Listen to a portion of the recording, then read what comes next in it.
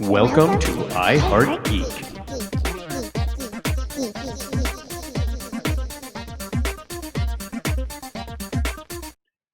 And welcome to another episode of iHeart Geek. Oh, you almost got it right on that one, Blythe. You know what? When you're doing Japanese overdub, it really doesn't matter. It doesn't. Yep. Go Exactly. Godzilla! Godzilla! No? The monster. Gojira. That's what you're supposed to say on that one. Gojira. And you're supposed Yeah. to point upward. I think he's one of the monsters in our listener feedback. Yes, he is. Let's get this out of the way real quick. This show has evolved. The show was originally supposed to be Universal Monsters, and now it just became Classic Monsters. And then we'll see if it evolves in the course of the show. It might change just to Monsters in general. We have a fantastic cast here today. I'm Dub, and I'm your producer. And on the top this time, for a weird change, because the way this started, is Mr. Blythe. How are you doing today? Pretty good. I'm ready to talk about some monsters. Okay. Which is your favorite? So here's the thing. What had Here's the happened was Classic for me is Anything not before the same 1999, as classic because that's when he was you. born. no, Yeah. because the term classic monsters applies to the same monsters regardless of when you were born. Nice try, sucker. I don't know about that. Wow. This is Smurfs- in our chat all week. Smurfs do not count as monsters, Blythe. So No. just gonna get it out there. Yes, Well, they do. Gargamel kind of Only is. in his nightmares. don't Muppets count as monsters? Sure. they're No, Muppets. yeah, There definitely. you go. Some of them. Oscar the Some of Grouch them. is my favorite. He's a monster. Monster. No That's doubt. because you are Oscar the Grouch. I will give that Exactly. to you. I relate. And directly below me, we have Mr. PB and Jason. How are you doing today, sir? Good, great, good. Glad to be back. Looking forward to monsters. I love monsters. I So, know yeah, you it'd be do. good. Do you have a favorite monster you want to share before we Okay, go on? so if it was sticking to the original Universal rule, I would say the Invisible Man, because the Invisible Man is the most fascinating and scariest of those original Universal monsters. Why, you ask? I don't know if I Because- agree, but go Not ahead. yet. Well, no, but let me just quickly why, because, and I'll do the Cliff Note version. With all of the other ones, even Dracula to a certain degree, you can see what you are facing. You can put together a plan based on the visual No, you're facing it. opponent in front of you. Okay. With the Invisible Man, you are one of your main senses have been removed from the fight. And that in itself makes it very scary. Fair enough. However, if we're expanding it into monsters, it's Godzilla, hands down. I am Gojira. a Godzilla fan. Godzilla was my first fandom, and yeah, so yes. Outstanding. Okay, Miss Geeky Page, writer of the show today. How are you doing today? Good. I have for the visual listeners, this is my Halloween top costume? hat. I figured it's Halloween time. I might as well look like a Mad Hatter. Well, just so y'all know, it is when we're recording this. You guys aren't hearing it then, but it is Halloween today when we are recording this. Ooh, And none This of is it- Halloween. This is Halloween. no. Not Oh Pumpkin no. scream. Let's No, let's Dead not Night. let's not. No, let's not get into no. that. You guys, That was a you double guys- block on that Yeah. one. You guys suck. Yeah. Put that out there. I'm pretty Vampires sure Jason is in the collective of people who love that movie. Yeah. Oh yes, love that movie. Hands You down. know what? Eventually, I promise we will do a show on it after I watch the stupid movie. After I can make myself watch Did the it whole once. thing. Have That you was never enough. seen it? I can't watch the whole way through it. I fall Wow. asleep or I'm bored. Or, I don't hate it that much. I've seen it a few times. I know a lot of our listenership love it, and I'm getting booed right now. But Yeah, you are. I am. But Not by me, though. it just doesn't hold my interest. I Can try. actually understand that. To be honest, the movie is a bit of an acquired taste, so it's cool. I get that. It's not But- one of those just blockbuster. It's kind of a weird movie a little bit. Okay, So go ahead, yeah, I Blythe. get it. I'd like to say two things. One, I now love that My movie hat is red. because Dub doesn't like it. So I'm on Jason's side of And it Baby now. Yoda and everything And else. Yeah. two, Courtney hasn't watched Mandalorian. My hat is red. Let's go into the. Dude, really? Let's go. Dude. And Courtney, I want to give you the honor. Would you like to talk about our today's sponsor? Today's sponsor is Brendan Fraser.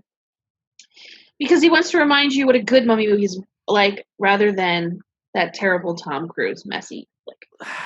Or Caveman. He was a really good caveman It too. was really good, Caveman, but You Yes. are using mummy the was term "good" a little subjectively on that. yeah, but like if you watch the Tom Cruise mummy movie and then you That's- go back and watch the Brendan Fraser movie, the Brendan Fraser movie is like a cinematic genius of a film now. Well, that's- Comparatively. Movies. It's a franchise. With That's know, like but I'm saying only I talking would about the rather first have a two. cold than the flu. They both suck, but I Yeah, guess the but- cold would be But slightly the less Brendan bad. Fraser one doesn't take itself seriously. Like Tom Cruise is taking itself seriously. Okay, And Brendan Fraser's like, I'm gonna kill some mummies. you know what? Can we I start? like the first one. The first one was fun, and the one with The Rock was fun too. Yeah, I like We those. won't talk about that one. Can we start actually something that's not even on the script because I always do this. Yep.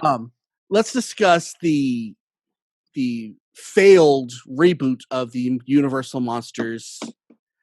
It was supposed to be a huge thing, starting with Yeah. The Mummy and going to Invisible Man. They still made that one. Yeah, That was and a terrible, Russell terrible piece of Crowe work, was supposed to be Dr. Jekyll and Mr. Hyde. which I think he would have been fantastic. But And that's what why happened? he's well, the mummy just sucks so terribly.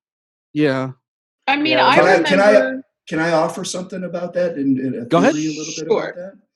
Okay, so one of the appeals of the Universal Monsters, in my opinion, the originals, is small, dark, claustrophobic, cramped. You know, you're using older technology, a lot of black and white, a lot of small. The size, the epic scale of the Universal Monsters was small. So a lot of focus could be on what made them scary, what made them tick, what made them the spectacle, the thing to be afraid of. And it was a lot of the good guys and how they're going to deal with them and the plans to deal with them, and then the monster and what the monster does. You know, or Frankenstein, even if Frankenstein was a little bit bigger because you had the village and you Mhm. spread a little bit into the countryside and stuff, it was still on a small scale. The Mummy came out like this, like a Transformers movie, basically. A big, giant mess of special effects. And what could you focus on? What could you get behind? You know, Yeah.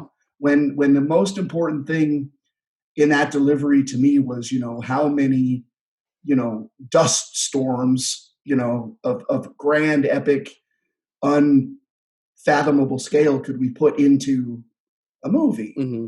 And I think that starting out with it not being small, scary, worked against it from the get-go, because Yeah. I think people understood, oh, this is a remake of these old black and white movies. And I think they wanted to see some of the charming elements of that in the remakes. So is what you're saying is it's lost the humanity of it. Certainly, yes. So you know, because there was a humanity to the and the- monster And the charm. It's lost Yeah. the charm. Well, Which is a problem when you're trying to do what they did. They mhm. tried to do an MCU type thing with something that was just kind of played with in the original content. Is that you knew that these monsters kind of existed within the same world, but it wasn't explicitly shown. And I don't think these classic monsters really work in a blockbuster setting. They don't need to be. Like Jason said, they work better in a smaller scaled film as opposed to a bigger blockbustery movie. Fair enough. Okay, so well, let's go on to the classic Universal monsters, which are as Courtney I probably wrote out for me. forgot some. I'm sure we but did. I think you only forgot Dr. Jekyll. what we have, I think I'm you not did sure also. Dr. Jekyll and Mr. Hyde constitutes a universal monster, though. Yeah, I think Because spiritually they probably do. They're probably in spirituality. well, as far I as mean, I love it, but I'm not sure he's considered a universal monster. But he's cool, But so we'll add him in. however, we will say this since we have moved to more classic monsters. We'll call that definitely. Yeah, a let's add him classic in. monster. I have no problems adding him in. He's Okay, so cool. the classic monsters are Dracula, the Wolfman, the Mummy, Frankenstein, Frankenstein. Frankenstein. Sorry, Frankenstein. I'm done. The Bride of Frankenstein, The Invisible Man, The Creature from the Black Lagoon, and I think The Phantom of the Opera's in there. I forgot him too. Oh, yeah. And the Jekyll and Hyde. Well, Dr. I had Jekyll. Jekyll and Hyde in there too. Yeah, she did. So So why have these characters, why do we still talk about them to this day? They haven't made a decent one of these movies. Well, some of them. The Black Lagoon, they haven't. Invisible Man, we're not going to talk about that when they're at remake. But they're still enduring to this day. Why? What is it about these characters that like hit us so primally that my grandparents were watching these and I'm still watching them and Ben will watch them, which is Blythe's baby son. I think You you won't just watch hit them the because nail. I haven't watched them. I think you hit the nail on the head. You hit the nail on the head, though. You said primally. I think that they are all based on they touch a primal, either fear or desire, most likely a fear. They work on a primal level. Mhm. And when you're dealing with something universally understood, your swamps are creepy. Undead, bandaged up corpses are creepy. Vampires are creepy. Men who could get bit and transform into a monster, or drink a potion and transform into a monster, where they lose control. These are all primal fears. And so, the ultimate catharsis a lot of the time is to delve into those fears Yeah. for your own release. And I honestly think there's your appeal. And I think going back, it is the humanity of the characters. They're not so larger than life that you can't believe that this wasn't the guy next door, which somehow makes them all the much more scarier.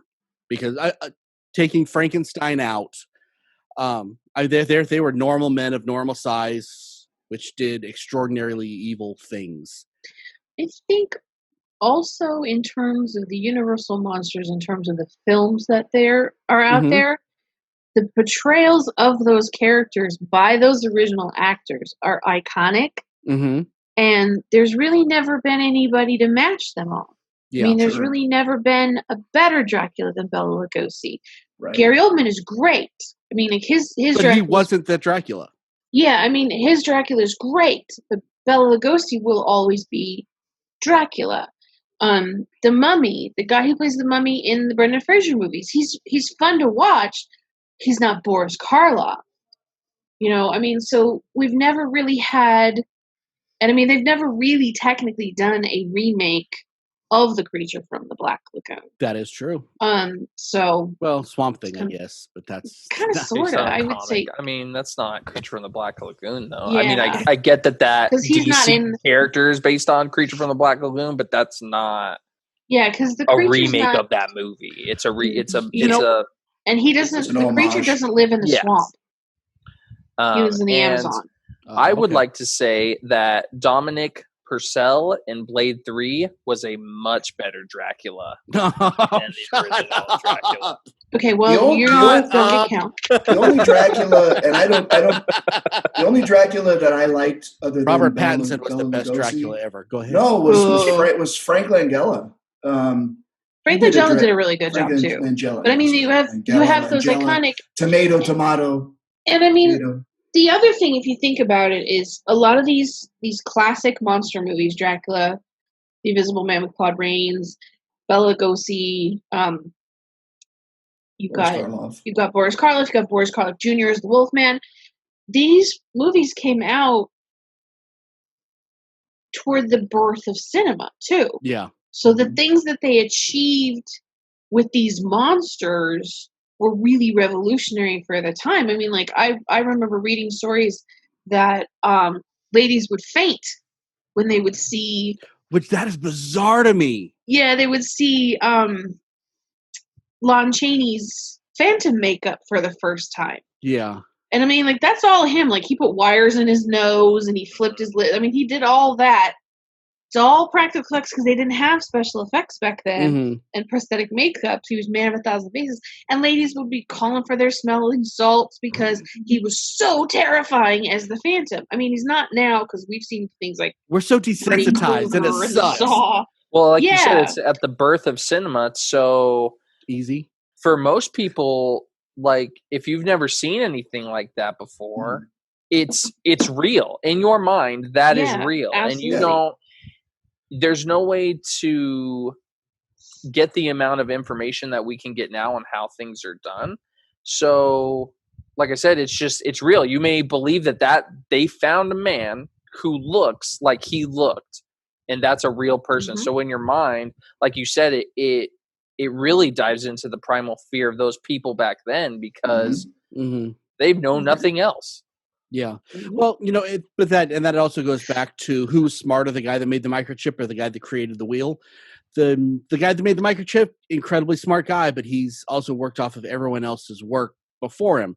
The wheel, that's the beginning of it all. So who was smarter? Probably the guy who made the microchip. Negative. Sure, not the guy who made the wheel.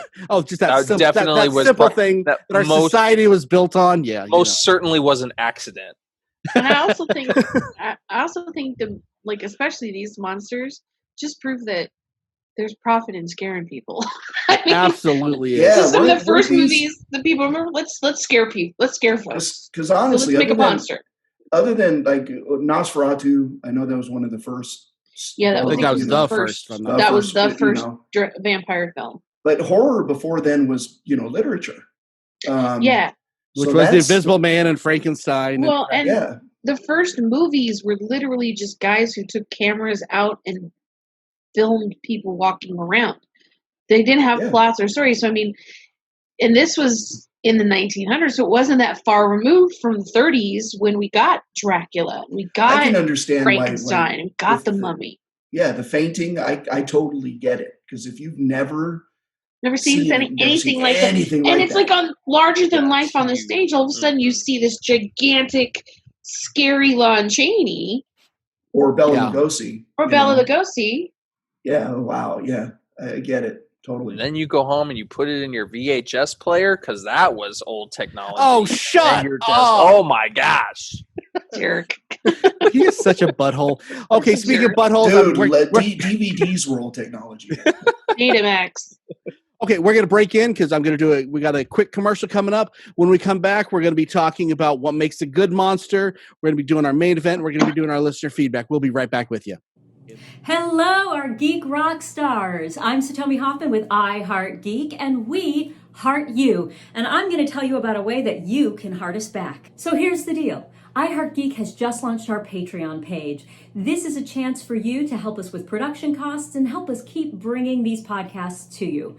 Not a lot of people know it. We don't make any money making this podcast, but we do it because we heart geek, we heart bringing it to you, and we heart obsessing over the things that you heart. So how do you become involved? Super simple. There are 4 tiers of support. The first tier of support is only $3 a month, about the price of a cup of coffee if you don't go to Starbucks. And we will love you like we love Baby Yoda, except for Blythe, who doesn't feel the Baby Yoda love, which... So now tier 2 is $5 a month, which now we're talking like a drip coffee and a cookie.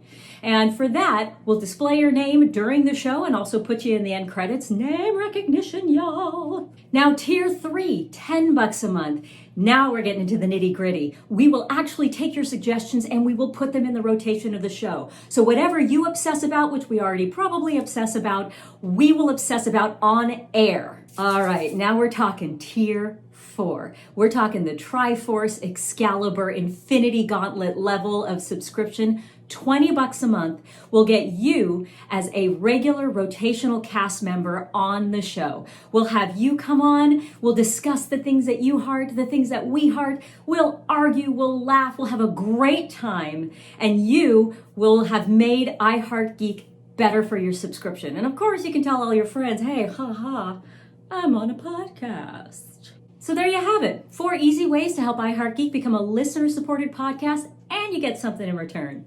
We heart you, we thank you, we heart geek, and remember to keep on geeking on. My boyfriend. Okay, so we're back. What the hell is that? This is my boyfriend. Oh, we need to talk about your taste in dating. My goodness. He has a lovely place in the water. It's too spooky. Yeah. The shape of water. Spooky. Yeah. Oh. No, he's really old, guys. Sorry. How old like is I've had this thing for God knows how long. 1992. That's not that old. To those of you, That's As like old his as oldest why? wives. Year. to those of you who are listening, Courtney, would you please describe Oh what yeah, it is sorry, that we were talking sorry, about? listeners. I have a animatronic Gillman from Creature from the Black Lagoon. So he's a creature, and he moves and he roars and his eyes light up and he scares the crap out of my dog. That's half the fun, right? And he Right, was like I can born- never turn it on where it's growling because it frightened the heck out of Koa when I had him, and now Chaplin can't handle it either. So Well, I never really it's turned because on you the have- growling. it's because you have plastic evil in your house, and you should probably stop that. That's what your His dogs are red trying eyes. to tell you. His That- red eyes. He loves That's you. plastic He evil. loves you, dog. He loves Ugh, you. okay, I'm Too good. spooky. I'm good. He's Okay, also 3 times bigger than Chaplin, and I get that. True. well, her hat is 3 times bigger than Chaplin, so True. you know, one of those things. So, what makes a good classic monster movie villain? I guess monster. Are they always the Monster, villain? yeah. Are they always the villain? They're always they can be misunderstood, but they're guess you always could- the villain. Yeah, I mean, I guess No, you they're could always the debate whether Frankenstein's monster is really the villain or not, or if Frankenstein himself is the monster. Do you like having that in a film where the villain isn't necessarily the villain out of intention, but he is the villain because he is what he is? Misunderstood. I say that. I think that's part of it. If we talk about the the Boris Karloff mummy, Mhm. he's the villain. Like he's the villain.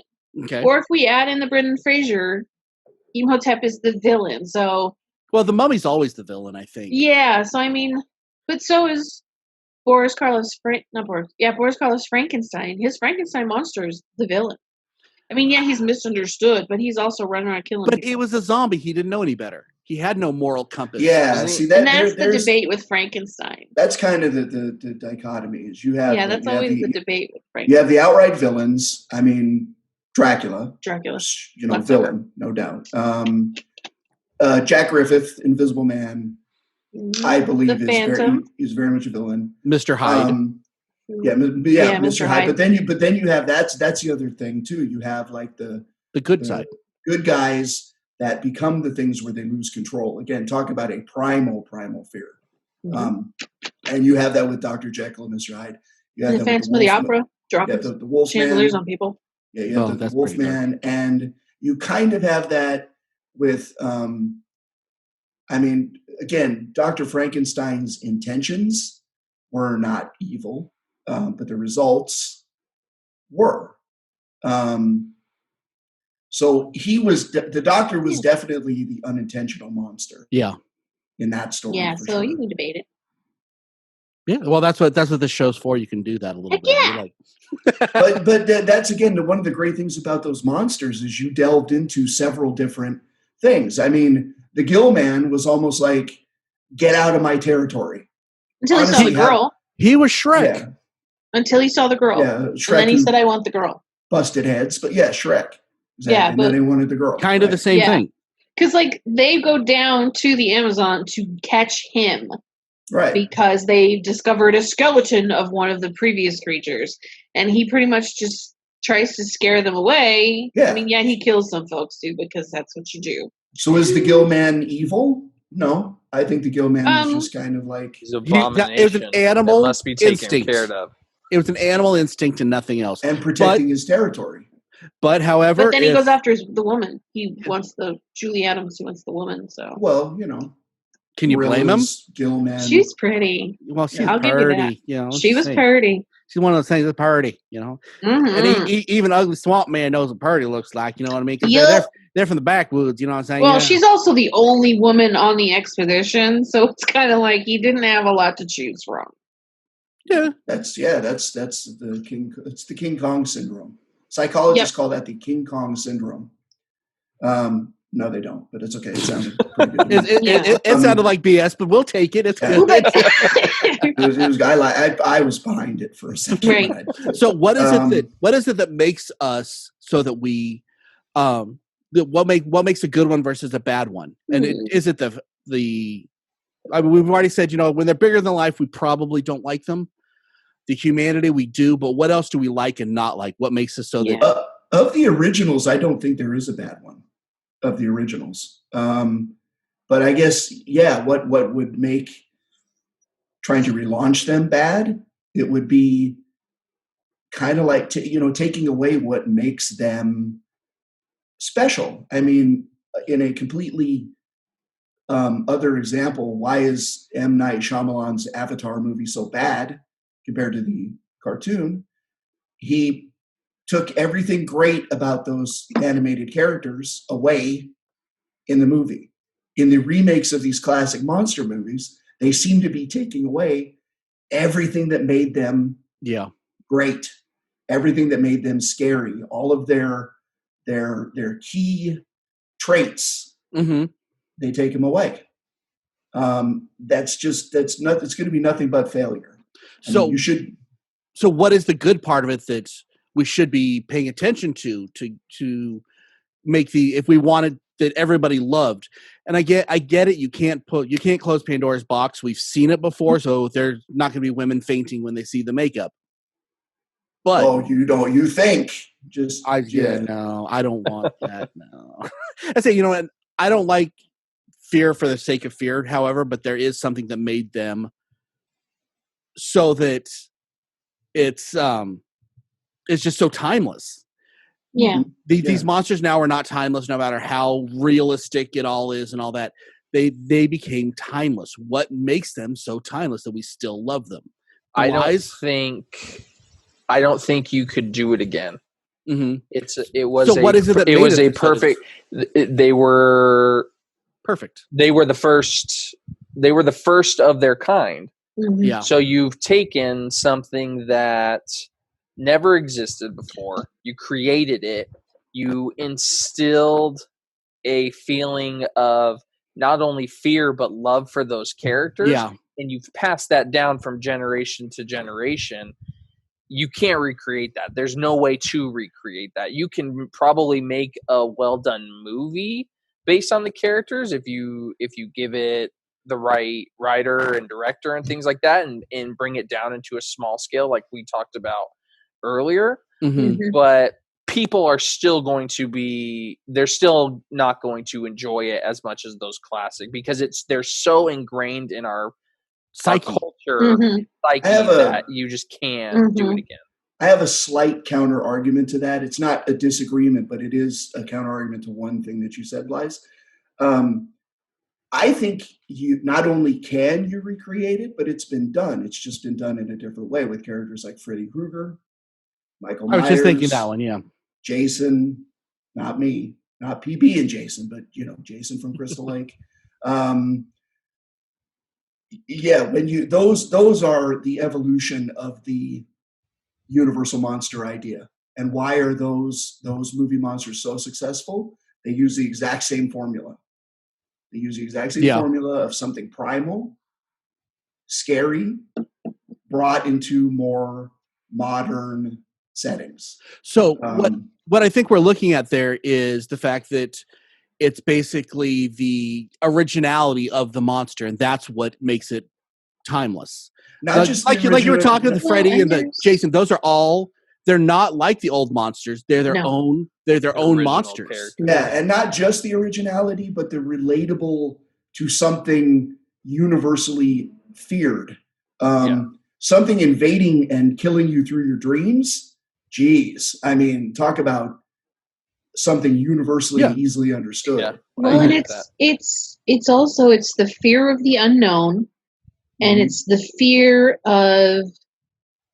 It also, like in the terms of Dracula, and even to the certain extent, the creature, like those two especially, those are based on mythology that had been passed down in time. Because Dracula, while written and created by Bram Stoker, is based on actual legends of vampires throughout history. He just gave them a name. Dracula. He borrowed a and then murderous and see, Vlad the Impaler, that's the common misconception. Vlad the Impaler has nothing to do with the Dracula novel. Yeah. We like to say it's been Hollywood throughout the years stuffing him in there. He was a pretty terrible guy, but like with the Phantom of the Opera, Gaston Leroux wrote the Phantom of the Opera and created the Phantom while touring the opera house in Paris. There are catacombs underneath where people were held during the French Revolution. So there were literally skulls and stuff down there, and that's where you got the idea. So it's that fear of the unknown. So like in terms of the creature, well, what if we go to these deepest, darkest places that only a few people have ever been to? What's going to meet us there? Well, it's going to be the creature from the Black Lagoon. Or, what if I take this mythology about these blood-sucking demons that can shapeshift, and what if I give it a face? Yeah. That's going to scare people because they grew up knowing about these things on the periphery, and it's like, oh. It's like in modern times we talk about, there's been some movies done about skinwalkers, Native American skinwalkers. Those are terrifying characters. Mhm. So now people are saying, okay, we can use this to scare somebody. It's the fear of the unknown, but it's fear of the mythological unknown. Like, it's out there, but it's like, what can it do to me? Well, So it's like, yeah, let's well, push the envelope and he'll turn into a bat and knock on your window. Well, what's really cool with this is, when we're seeing these remakes, they're trying to change the mythology. When we do the new characters, they're making their own mythology, and that's why people will accept the new mythology. They won't accept, okay, well, we're going to twist your old mythology. And again, this goes back to almost a religious belief, that passed on from generation to generation to generation. We don't want that changed. I never understood the thinking. I never understood the thinking behind when you want to remake something, taking away the most important aspect of what you're trying to remake. And yet, I don't know, I've heard directors want to put their signature stamp on things. Unfortunately, as much as I love Tim Burton, it's one of his failures, in my opinion, as a director, is when he remakes things. He keeps backfiring with that. You think? Yeah, and he's so brilliant when he does something original. But again, he loses sight so often of what made what he's remaking good to begin with, to fill it up with his quirks. Which again, his quirks are cool, no doubt about it, but they don't fit in many of his remake ideas. And I think that applies to why the Dark Universe started off so badly. You lost sight of what made these monsters appealing and scary to begin with. Yeah, which was the original mythology. That's the original mythology, exactly. And then again, why is the Candyman and Freddy Krueger in that? Because you've created new mythologies that people can get behind, and it's based on those old mythologies, those old primal ideas. So that's one of my biggest problems that I have with most of the most recent vampire movies. They're not supposed to be sympathetic. They're not supposed to be. Yes, Bela Lugosi was credited with the one that's injecting sex appeal into Dracula mythos. But he was still a blood-sucking fiend. Yeah. He still killed people. I mean, even Gary Oldman with the side love affair with Winona Ryder's character is still out there biting people in the neck and turning into a vampire, turning into a bat, and turning into a wolf, and still just ripping throats out. That's eating what they're babies. supposed to have. Yeah, I mean, that's what it's supposed to be. It's not supposed to be. I think that's, and I mean, I think I might be in the minority in that, in terms of the vampire movies, because I know people like a lot of this stuff. I like my vampires to sparkle, evil to the core, and eating the ones that sparkle. There you go. Sparkle. I want Blade to meet Robert Pattinson. Just one of those. Right, and like I even enjoy Interview with a Vampire, because those are pretty vampires, but they're still ripping out throats. Yeah, and they don't have. They may have a sympathy, but they don't have redeeming qualities. And I think that's really why was did Freddy turn into a joke? I think you nailed it on the head right there. It went from he had nothing sympathetic, he was just evil and scary, to, oh, he's a cool guy and he's wearing sunglasses now, he's playing the Nintendo. He became a sympathetic character. And I think that's what Hollywood does. I agree with Courtney on that. Yeah, I mean, the vampire is not supposed to be sympathetic. A vampire is supposed to be devious, and you could add intelligence, you could add charm, sure, but at the core, they're supposed to be horrible. They're Yeah. not supposed to be. The vampire isn't like the Frankenstein's monster, or those We other haven't ones we talked talked about. about. The Wolfman. It's like everybody forgot the Wolfman. Well, the Wolfman is again that That's one of the few that's lose gotten control, lose Yeah. control. Yeah. You think, well, with special effects advances, sure, you The could get Howling. Well, I American think Werewolf in the London, story has Howling gotten and stuff, better yes. with, and that's, I think that out of all of these we've talked about, that's the only one that I can think of that the story has gotten infinitely better. And it's the only one that they didn't change the initial point of what made them scary. Yeah. You know, these unfortunate people that transform into monsters, and then they No don't control have on that control. point. They have They eat no people. control. Yeah. The second they And have they're- control when they're the wolf, that's the point that you can't enjoy the movies anymore. I think you just hit it right on the head in terms of all monsters, Deb. If they're in control when they're in monster mode, it's not as much fun. That's Yeah. what makes the Wolfman so great. That what makes the Phantom great. When they give over to the psychosis and the craziness of whatever their affliction would be, bloodlust for Dracula, animal nature for the creature. Same thing with the Wolfman when he gives Mr. into Hyde. the moon. That's when you get Mr. Hyde, when Jekyll gives in to Mr. Hyde and just lets that run free. I think Mhm. that's what people like to see. It's when you get a sparkly vampire who's like, I'm a vampire and I don't want to kill people. That's not any fun. Yeah. Well, when they've made the choice, Yeah. if It's you're not when they making the get choice, bloodlust. yeah. That monster bloodlust, and it's like, okay, now I gotta go kill some folks. Well, what's the best part of when you're watching MMA fights or boxing? What's the best part is when the person loses control and just goes for it. Somebody gets It's beat human down. nature that's like, wow. Okay, we're gonna move When on. they are polite and give each other tea and shake hands. Yeah, no, that's no fun. Somebody gets beat down. We're going to move on to our listener feedback.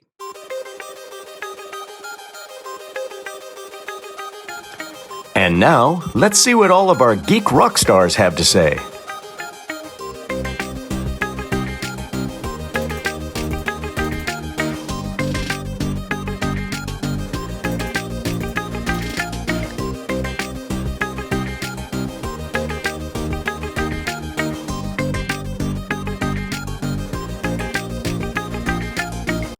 Okay, for our listener feedback, we asked who is your favorite classic monster and why, and people went all over the board on this one. all over the board.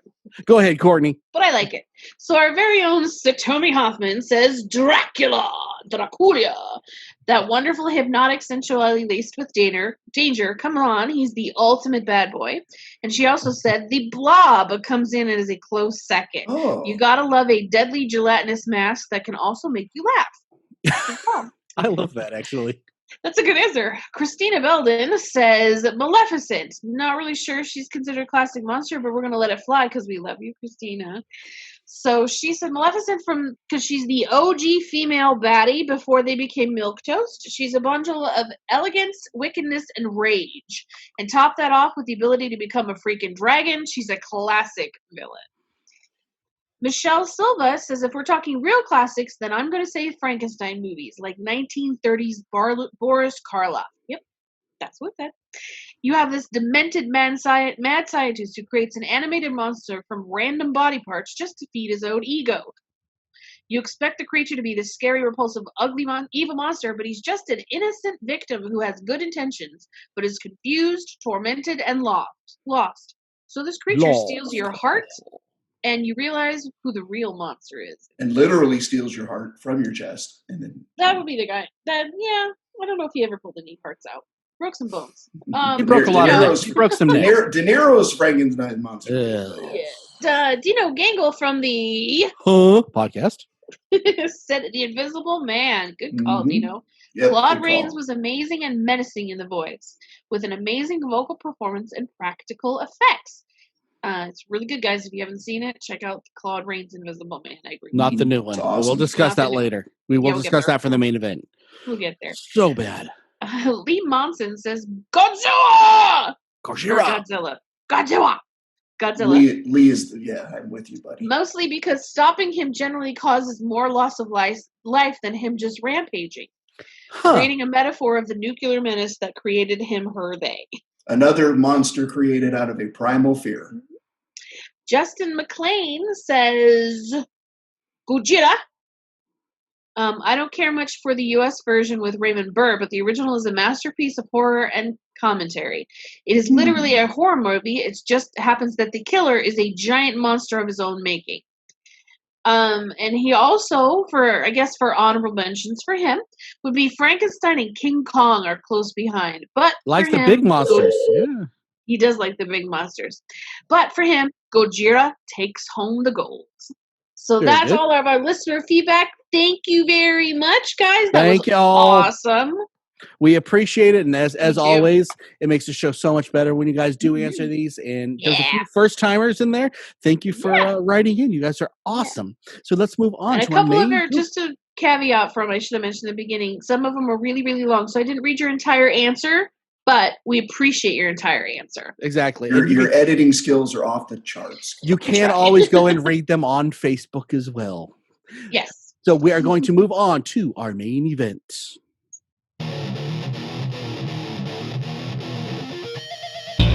Now it's time for the main event.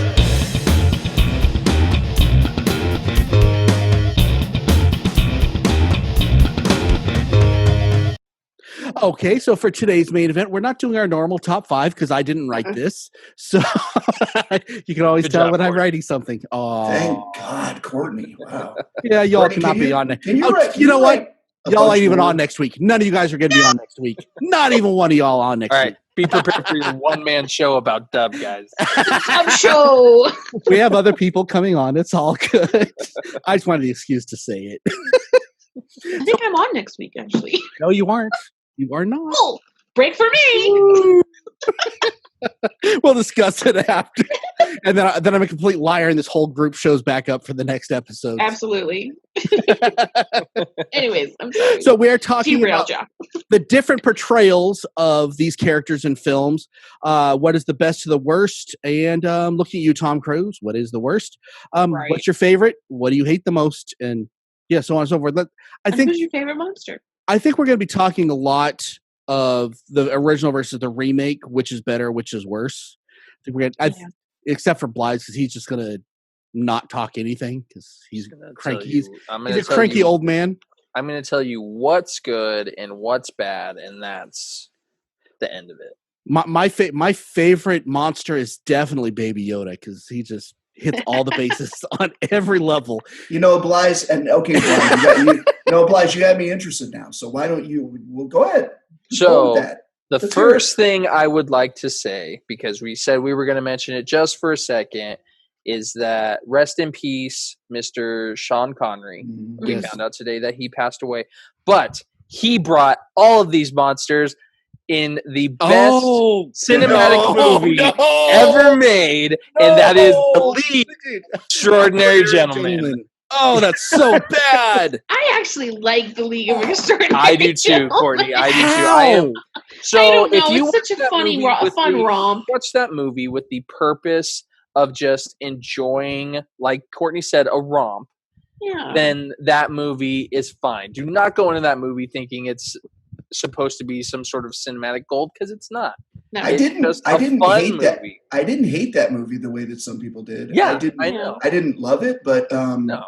I mean, it's based off an Alan Moore comic series, Mhm. Mhm. and They definitely had to it clean was- that up. I mean, it was faithful in many ways, at least to the heart of the series. Yeah. You have to You give- gotta you have love to a give movie credit that to gives it. you the Nautilus. Exactly. Oh yeah. big Okay, time. Come on. Here's my problem with that movie. Okay, so when they do all these special effects, and I've learned this through the years, they do it in layers, and the more layers they put Yeah. on, the better everything looks.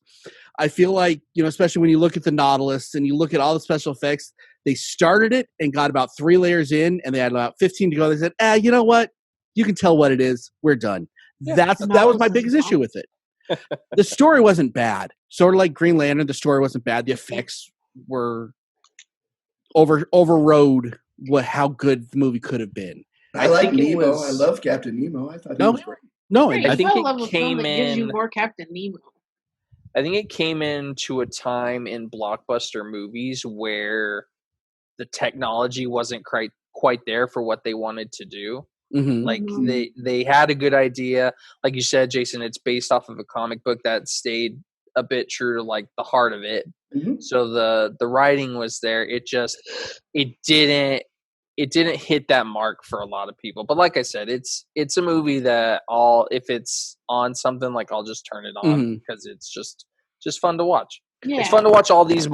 It's what the Dark Universe wanted to do Yeah. as their Yes. like end point, Their end game. and Yeah. and they did it, and it At was first. fun. It was Yeah. fun. Well, I will say this: I like the way they portrayed Jekyll and Hyde, with Mr. Hyde being I just like that that too. huge, like gorilla type monster. Yeah. Very cool way of doing that. Yeah. But I think the whole thing can be summed up in Sean Connery said, I turned down The Matrix because I didn't understand it. I turned down Lord of the Rings. 'Cause Lord of the Rings because I didn't understand it. understand it. But I don't understand this one either, but I'm in this one. Because he got to play Alan Quartermain.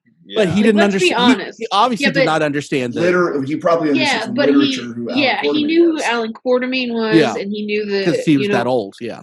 Yeah, the great hunter Alan Quartermain from those kind of serial days, and so he's like, "Oh, I can play Alan Quartermain," and then Now, and I He's can up understand next the to Matrix. Quartermain. I can Nina understand the Harker, Matrix. and But Lord of the Rings, what's the matter with you, Sean? Sorry, rest in peace. But what were you thinking? peripherally, I just saw on Twitter today, novelist Ian Rankin. He had posted a picture of a signed copy of the DVD by Sean Connery in honor of his death, and the story was that he couldn't, because Sean Connery hated the movie so much, he wouldn't sign the DVD for Ian Rankin unless he lied and said it was for his young son. That's awesome. Isn't it what ended his acting Oh. career? Wasn't that the last movie that he did? I think It's he may pretty have done close if it wasn't. bits, but yeah, I think it. I think he could have easily just He was- retired. I think don't he's know been if done a it long time ended before. his Yeah, but I think that career. was the one that was just like, I I know can't that do it that's- anymore. I know that that's said. That might be a Hollywood rumor. I don't know if that's actually true, but it's certainly said. I've heard that same story. It's not the so- last movie he did. I feel like he was done he was done. One of the last ones. He was done after Untouchables. Untouchables. I think he was like, you know what? This is my masterpiece. I'm good. And I think everything else is just a paycheck. I think that was the last one he really cared about. Anyway, so let's hit actually the subject at hand. What is our favorite and least favorite? So let's hit this with everybody. What's your favorite and least favorite? Let's start with you, Blythe. Oh boy, my favorite. It hadn't been written down for a week or anything. Is probably Tom Cruise's The Mummy, Sure. because that is the best one. No, so my full favorite of is Brendan baloney. Fraser's The Mummy, for sure. Just because that Seriously? came out. Right. Yeah, that came out. I mean, just like how you guys like a lot of old dumb movies because of the time it came out. Same thing for me. You're It such just a butthole. came out at a time where I was super into movies as a kid, and I really enjoyed it. I really enjoyed Brendan. I mean, it was the height of Brendan Fraser's career. He was Yeah, it was almost Encino everything Man that I than was. that. It it was was almost- peak Frasier hotness. Yeah. So that was probably my favorite, and the least favorite's probably Tom Cruise's The Mummy. And I will say, Dub, I know you keep saying it, and you've been pushing this narrative, but I'm okay Pushing a narrative. with the Invisible Man remake. Oh. I did enjoy Mhm. that movie. I know why you didn't like it, and I'm not going to bring it up. Are you? Oh, on shut podcast, up! Shut up! But If you say I it did again, enjoy that. I gotta reach through the screen and slap you. Can I say it? As the strong female panelist? She is so bad. Good she job, put Courtney. she put You're women welcome. back I wasn't 50 gonna say it, years. but How I'll bad her let you performance you was. do it, you can call him out for it. It was You're so. welcome, Liz. Get out of here. I was embarrassed to see her on screen Oh, doing that. This It guy. was awful. It And was. Wonder It was Woman is okay. probably one of the best DC movies. I'm a DC guy, so don't give me that. Well, I don't like strong female characters. I mean, you was keep falling back awful. on Wonder Woman, but that's like the only one that you've said in I probably. have absolutely zero knowledge of the new Invisible Man. Oh, it's so bad. Don't. I should didn't watch even it, know. I didn't even know Jason. there was one. I would like you to Yeah, there watch it, is one. Jason, and give me your opinion. Courtney, have you seen it? Not yet. I have it in my queue. Both of you watch it and tell me what you think. If it's bad, I'll concede because I know that's a thing that people like to say, but I personally enjoyed it. It's the it girl from had- Handmaid's Tale, and she's awful. It had current like horror movie themes to it that That's what she looks like. they did. Shut up, Dub. It's so bad. Oh, Dub, you're Oh, supposed to so describe bad. what your dumb face looks like right now for Yeah. our. Oh no, this is strictly for our panelists right now. Dumb face. So you guys Oh, watch That's it and what let you- me know what you What think. his face I would looks like for those who are not watching is that the creature from the Black Lagoon stepped into his studio, Basically. and he basically had that look as though he took a whiff of the Gill Man. How do you? Why do you we know assume what? that the Gill Man stinks, though? He lives in a That swamp. is a pretty Probably good smells like that's a pretty wet good definition of what her ants or acting was wet in that reptile. movie. Fish, Sorry. wet fish. You know what? And if anybody over the age of 12 wants to comment on this, Do it. Yes, that's on please you. comment buddy. below and Comment. let us know. Tell me I'm wrong. I'm not. This movie was awful. I would rather watch This Tom coming from Cruise the guy who and Matthew never thinks he's Broderick wrong. remake every single monster movie than watch that again. It was that bad. It was awful. It wasn't that bad. But I don't have Wow, you have strong feelings about this. my face is turning red. I'm like, Right, like wow. this is really intense. Like Doug I is hate it. really serious about this. I hated that movie. Like I put that in the Fantastic Four, the last Fantastic Four No trash way. pile. You It are is that By the way, bad. You are Lies. insane. Blythe, thank you, It's Blythe. awful. Because you got some emotion out of Dub. That Oh, in itself, This you are guy. awesome. So bad. So to answer everyone's question, yes, that is the worst one ever made. It's it was not. so bad. This guy. Oh man, I would rather watch almost any other movie on earth than watch that. It was so bad. This coming from the guy whose favorite movie is freaking that stupid Scott Scott Pilgrim Pilgrim. movie. That was a Not a genius, good movie. but okay. It's not. Okay. Uh, You're just- All right. you're Next- just next going to panelist. piss me Next off panelist. now. I like Scott Pilgrim. Courtney, go ahead. My favorite monster is Dracula, Which version? the Bram Stoker book. Okay. So But if I'm gonna pick a movie, I'm gonna go with Bela Lugosi, but then the Francis Ford Coppola one. Okay. With Gary Oldman, close second. But this is my favorite monster movie. I'm holding up the creature for those of you who are listening. The star of The Shape of Water, the Academy Award winning The Shape of Water. Not The Shape of Water. That was Abe Sapien. That's very good. Yes. Why does no one But- ever say Eddie Murphy is their favorite Dracula? Go ahead. Because he's terrible. But he's still better than Invisible Man. Go ahead. But the worst monster movie ever done of classic monsters, Tom Cruise's The Mummy. You're welcome, Tom Cruise. Well, I guess we've lost him as a guest. I will punch him in the throat if I ever see No, him. we for that movie. haven't. Tom Cruise, if you're listening to this and you want to come on as a guest for our show, you Yeah. can come on. Well, I and will he- not let Courtney he be on says- that episode. No, well, and like the thing is, he says he's 5'8", but we know he's no taller than me, so I'm like right in the perfect range to hit his little 5'4" self right in the throat for that horrible Tom Cruise is an institution. I mean, it's like He kind of is. That's some- fine. done He some can really still good make a stuff. crappy movie. He certainly That's true. can. A lot You of can be them. an institution Everyone and can stop make taking. good movies. Don't Everyone can take make mummy bad. movies seriously when Top you're Gun was so remaking bad. them, Tom. And yeah. And by the way, I was on the Nimitz right after you filmed Top Gun. Yeah. You're one of those people that Nobody are liked not him after he fun. left. No one wants to Nobody. watch Top Gun with Dub. Don't ever because watch Top Gun with me. Yeah, we won't. I kind of want to Absolutely now. not. Oh, it's an experience. Yeah. Anyway, okay. Jason, what is your favorite and least favorite? You already said your favorite. Well, no, I'm going to expand on that a little bit. I do like The Invisible Man as my favorite, but my favorite Invisible Man movie is actually not the original. My favorite Invisible Man movie is Hollow Man with Kevin Bacon. Ooh, that's a good. I thought he did one of the most impressive remakes of The Invisible Man, where he was terrifying. And he completely, again, they modernized it a little bit. Yeah. But I think that he did an outstanding job in the crazy, like the evolution of the crazy, how it got crazier and crazier as it went along, and then plus Elizabeth Shue, who I love. Yeah. Always have had a crush on. But Hollow Man.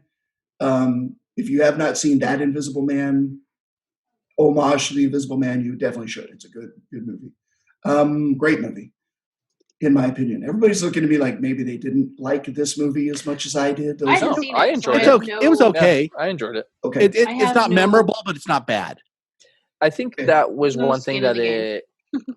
I can definitely say is that when I originally saw it, I liked it.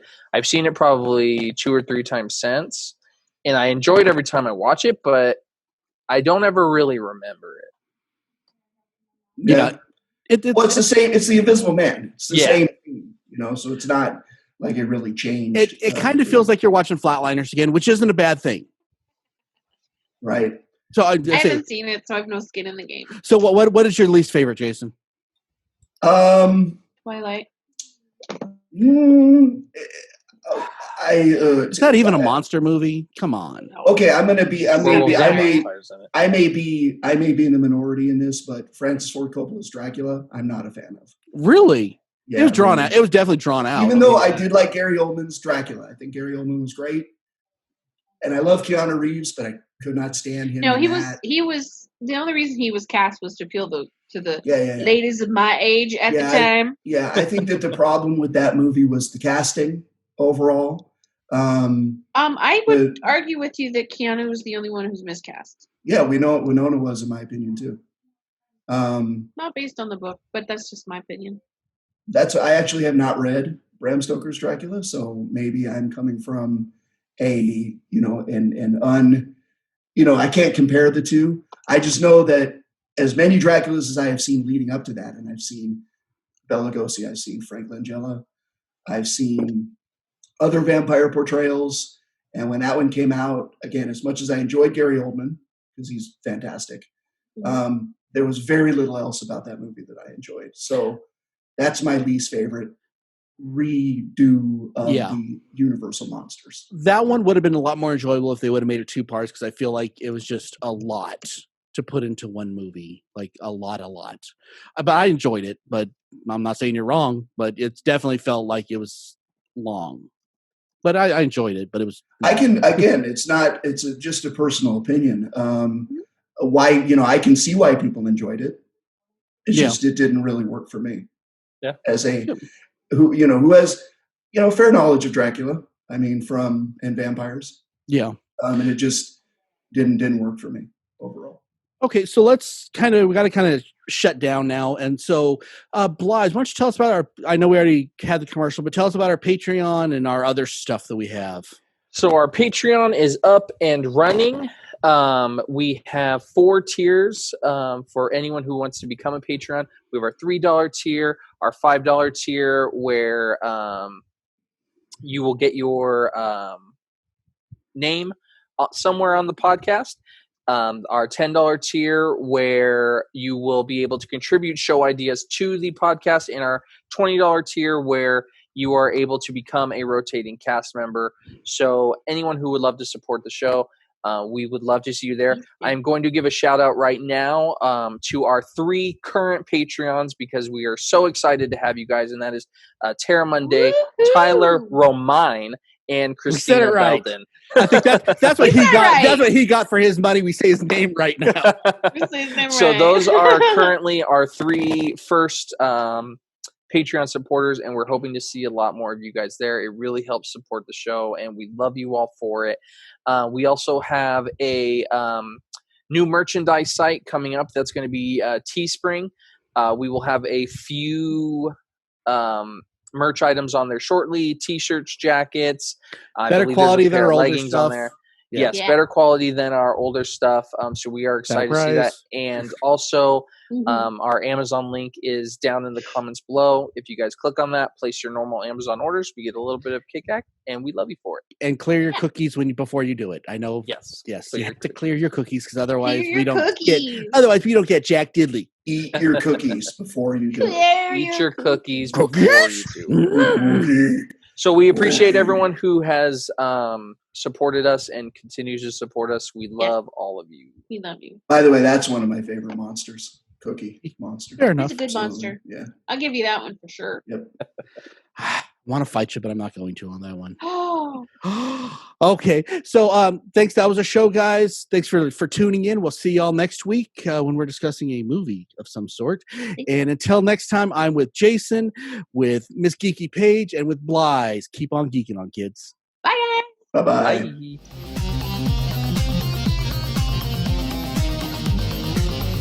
You have been listening to the latest episode of the iHeart Geek Show. Make sure you visit our website at www.iheartgeekshow.com. Make sure to follow us on Instagram, Twitter, and Facebook. And if you check us out on YouTube, make sure to like, comment, and subscribe. And keep on geeking on to all of you geek rock stars.